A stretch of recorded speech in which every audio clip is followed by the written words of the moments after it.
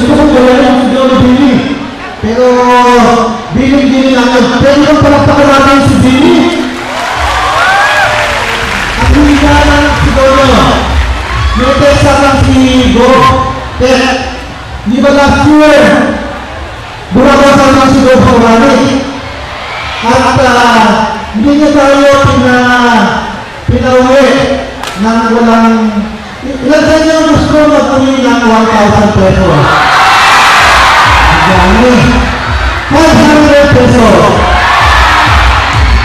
100 pesos. Kapag natin, 100 pesos lang. Mamaya, dahil sa text ni Government Health, magpapawakaw tayo ng amin na 1,000. Naging dalawang 500 pesos. Saka siguro, mga 2,100 pesos. Kaya yung mga estudyante, sulat lang yung pangalan nyo sa Puyasang Hotel, and you will ask the president to collect. Siguro sabi natin na sa labas, kasi ang dami sa labas eh, no? Tama ba sila, hindi niya? Nasuwakan kayo, gusto nyo kayo.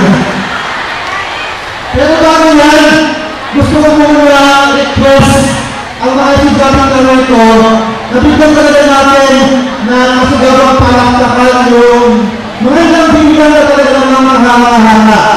Narito kayo, wala namin na I am very sure, ipapang-save nyo yung happy Savior of God. Di ba? Palaktakan natin ang hindi ang Savior of God. Hindi nga, para hindi sila nagagawa sa Hong Kong at pagkagaling ng palaktakan mo. Ang ating Savior of God ay pupunta sa Hong Kong by October para namahok sa World World Competition. Actually, nagpapakay na sila para doon sa competition na yun. Kaya tayo ay bigyan siguro ng example sa ating buhay na sa mula ng umpisa ay talaga nagdagalang palangalan sa ating kailangan.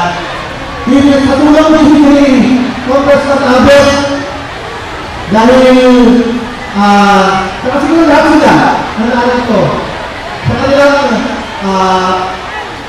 solicitation to accommodate yung player. But we are giving our full support para sila matulungan. Pangalawa, nakita nyo yung sinutuan ng campus presentation kanina? Hindi pa talagang napakagaling? O palakpakan natin yun, yung mga taga-sinutuan ng campus. Kung magkakaroon tayo, actually, ninulit pa sa karoon na mag-host tayo ng event, regional event, tingin ko pwede lang pambulaga yung ginawa ng Pilipinas Campus kanina. Palakpakan namin lang rin ang Pilipinas Campus. Ngayon, bukod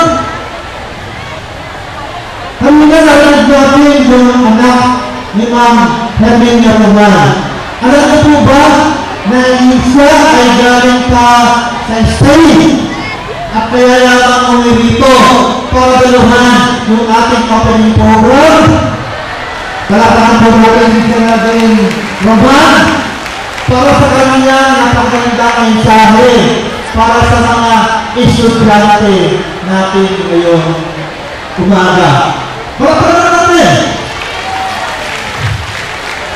At sa panggusto ko palakpakan nyo yung ama ng pinulupihan. Alam niyo ko lang, ang sabi sa akin ng Roman, napakaraming yung invitasyon, binibigay niyo. Pero for the first time, simula lang tayo naging university. Ngayon lang siya nagpunta rin o palakpakan po natin si Mayor Browell Kalina. Dahil yung mga estudyante natin ngayon ay narito sa loob, nagtitiis ng init na drama natin, tingin ko, dapat palakpakan din natin kayo lahat para sa inyong pagsaga para manood sa ating opening program. At dahil dyan, tingin ko nagsitanyan tayo sa pagsagan yung ating keynote speaker para sa palatuntunan ngayong umaga. Alam ko, mga peninsulenyo, bago kami, Dati Peninsulares, ngayon, Peninsuleño na. Namabang bagay. Pero, tingin ko, maganda naman ang pakinggan. Ano ba tingin nyo, Peninsulares o Peninsuleño? Oo eh. Siguro, mas maganda naman dalawa eh, no? Kasi yung mga taga-Lasal, Lasaleño, mga taga-Ateneo, Ateneo, no? Kaya siguro tayo Peninsuleño. Wala ho ang Bataan Peninsula State University kung wala yung panawahin natin ngayong umaga. Kaya pinagpilitan po natin na makasama nyo ngayong umaga ang taon na to dahil hindi lang po siya pinagkakurangan loob ng maraming mga estudyante, iskola ng bayan, kung di po sa taon na to, wala po yung Bataan Peninsula State University. Ladies and gentlemen, the father of Bataan Peninsula State University, Congressman Albert S. Garcia.